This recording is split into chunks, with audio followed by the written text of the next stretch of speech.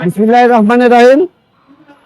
আপনারা অবগত আছেন যে বাংলাদেশ নন এমপিও বেতনবিহীন শিক্ষক কর্মচারী পরিষদ তারা 13 তারিখ থেকে আজকে 4 দিন যাবৎ আমরা এই বিনা বেতনে যারা দীর্ঘদিন 20 থেকে 25 বছর যারা বেতন পান না, এই তাদের বেতনের অধিকার আদায়ের জন্য আমরা সরকারের প্রধানমন্ত্রীর দৃষ্টিগোচরের জন্য আমরা এখানে অবস্থান করছি।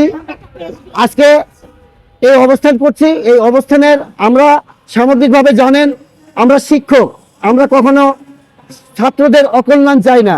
আপনারা জানেন আগামী 21 তারিখে এসএসসি পরীক্ষা শুরু হচ্ছে। এই জন্য আমরা আমাদের একটা কাঠামোগত আমাদের নীতিগত সিদ্ধান্তে পৌঁছেছি যে আমরা সরকারকে এই পরীক্ষার সময় আমরা তাদেরকে কোনো বিব্রত না করে আমরা একটা প্রেস ব্রিফিং এর মাধ্যমে আমরা আজকে আমাদের বার্তাটা পৌঁছাতে চাই আপনাদের মাঝে।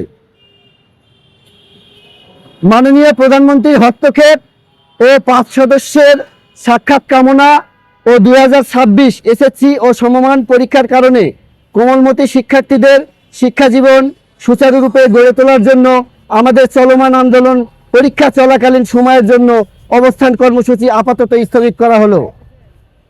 আসসালামু আলাইকুম ওয়া রাহমাতুল্লাহ। দীর্ঘদিনের 20 থেকে 25 বছরের বৈষম্যের শিকার শিক্ষা প্রতিষ্ঠানগুলো আজও সরকারি কোষাগার হতে বেতন ভাতা পান না।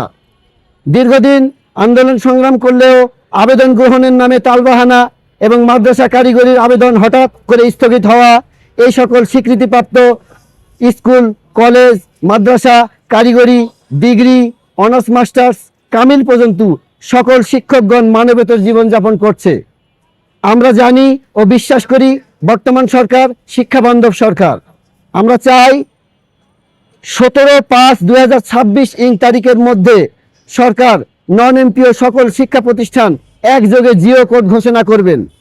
আমাদের শিক্ষামন্ত্রী মহোদয় স্যার শিক্ষক ও শিক্ষার্থীদের জন্য যার নিবেদিত প্রাণ, তিনি অবিলম্বে আমাদের সকল প্রতিষ্ঠান একযোগে এমপিও ঘোষণা করে এসএসসি পরীক্ষা শুরু হওয়ার পূর্বেই আমাদের বাড়ি পাঠাবেন। শিক্ষার্থীরা আমাদের সন্তান, আমাদের সন্তানদের কথা বিবেচনায় এবং অনেক শিক্ষক আসন্ন এসএসসি পরীক্ষা 2026 শুরু হওয়ার পূর্বেই নন এমপিও শিক্ষকদের দাবি বাস্তবায়ন অতীব জরুরি। আর তা সম্ভব হলে শিক্ষকগণ জাতি গঠনে অগ্রণী ভূমিকা রাখার সুযোগ পাবে এবং শিক্ষকদের দুমুঠো ডাল ভাত খাওয়ার ব্যবস্থা হবে। উক্ত দাবিসমূহ যথাযথ কর্তৃপক্ষের বিবেচনায় ও কার্যকর পদক্ষেপ গ্রহণ না করিলে পরবর্তীতে যে কোনো কঠোর পদক্ষেপ গ্রহণ করতে সাধারণ নন এমপিও বেতনবিহীন শিক্ষক পরিষদ শিক্ষকগণ বাধ্য থাকিবে। এক দফা স্বীকৃতিপ্রাপ্ত সকল নন এমপিও শিক্ষা প্রতিষ্ঠান একযোগে এমপিও গ্রহণের প্রয়োজনীয় ব্যবস্থা গ্রহণ করবেন। ধন্যবাদ সকলকে।